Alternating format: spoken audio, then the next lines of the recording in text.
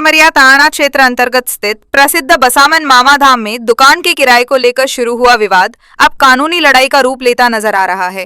धाम के प्रधान पुजारी अवनीश त्रिपाठी ने सेमरिया थाने में शिकायत दर्ज कराते हुए आरोप लगाया है कि लंबे समय तक किराया नहीं देने पर जब किराएदार नरेंद्र गुप्ता से दुकान खाली कराई गई तो उसने कथित रूप से मीडिया और सोशल मीडिया के माध्यम से उनके और उनके परिवार के खिलाफ आपत्तिजनक बयानबाजी शुरू कर दी। प्रधान पुजारी का आरोप है कि उनके परिवार को दलाल जैसे अपमानजनक शब्दों से संबोधित कर सामाजिक प्रतिष्ठा को ठेस पहुंचाई गई। उन्होंने पुलिस प्रशासन से निष्पक्ष जांच कर सख्त कार्रवाई की मांग की है। साथ ही कहा कि वे न्यायालय की शरण लेंगे और संबंधित व्यक्ति के खिलाफ 10 लाख रुपए का मानहानि का दावा भी दायर करेंगे। ये खबर शिकायतकर्ता द्वारा लगाए गए आरोपों और उनके दावे पर आधारित है। मामले की जांच पड़ताल सेमरिया पुलिस कर रही है। दूसरे पक्ष का पक्ष सामने आने पर उसे भी प्रमुखता से प्रकाशित किया जाएगा। ये पहले अपना परिचय बताएं। अवनीश कुमार त्रिपाठी और पिता बिंदेश्वर प्रसाद त्रिपाठी। बिलोंग हम लोग करते हैं बसामन मावा मंदिर से। हमारे पिताजी यहाँ के प्रधान पुजारी हैं। हमारा पूरा परिवार बसामन मावा की सेवा में पूजा पाठ में लगा रहता है। अभी आप लोगों ने देखा होगा कि मीडिया में नरेंद्र गुप्ता जी द्वारा बोला गया कि हमारा परिवार दलाली करता है।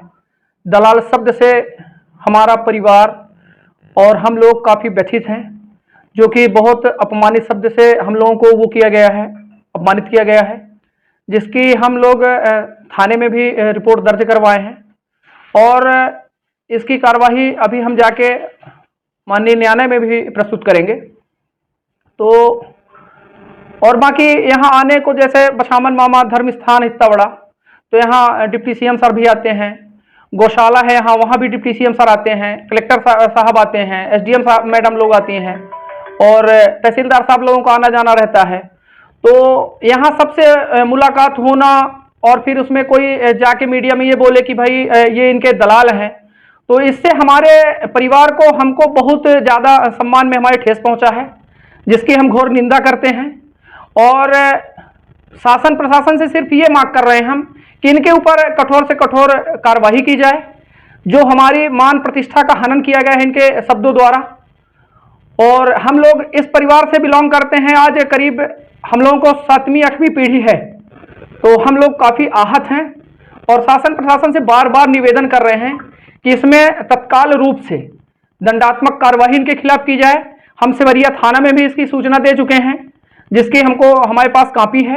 ऐसी क्या वजह थी कि नरेंद्र गुप्ता ने आपके ऊपर या आपके परिवार के सदस्यों के ऊपर ऐसा सर कुछ नहीं था, सिर्फ वो 2022 में हमारे पास दुकान लेने आए।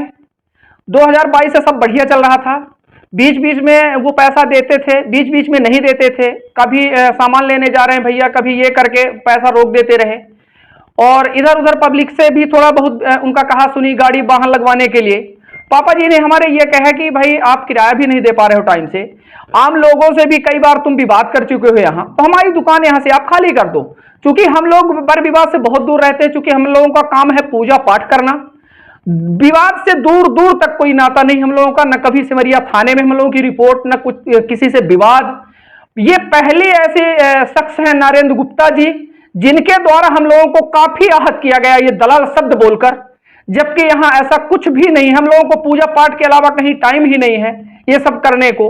हम लोग गौशाला में जाते हैं, जब कोई आते हैं वहाँ कार्यक्रम होता है, वहाँ सेवा हम लोग करते हैं और गौ माता की सेवा करते हैं। हम लोग उस घर से बिलोंग करते हैं और न कि ये दलाल जो शब्द बोल के हम लोगों को अपमानित किया गया है, उससे हमारा परिवार और हम लोग व्यक्तिगत बहुत बहुत बहुत आहत है। आपकी सामाजिक प्रतिष्ठा धूमिल हुई है, तो क्या इसके लिए आप न्यायालय के दरवाजे भी जाएंगे? हमारी जो मान प्रतिष्ठा का, इनके दलाल बोलने के कारण जो प्रतिष्ठा का हनन हुआ है, इसके लिए 100% हम जाएंगे अदालत में और इनके खिलाफ वहां पे 10 लाख तक का हम कम से कम वो लगाएंगे अपना मानहानि का जी।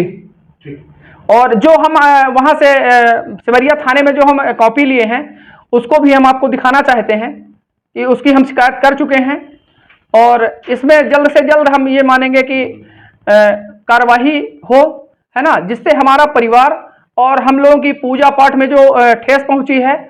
हम लोगों की सामाजिक भी यहाँ से 3-4 जिलों में काफ़ी हम लोगों का नाम है बसामन मामा के कारण, क्योंकि बसामन मामा महाराज ब्रह्म है ना, तो हम लोग उन्हीं के सेवा में रहते हैं। आज ये 7वीं 8वीं पीढ़ी है हम लोगों की जी।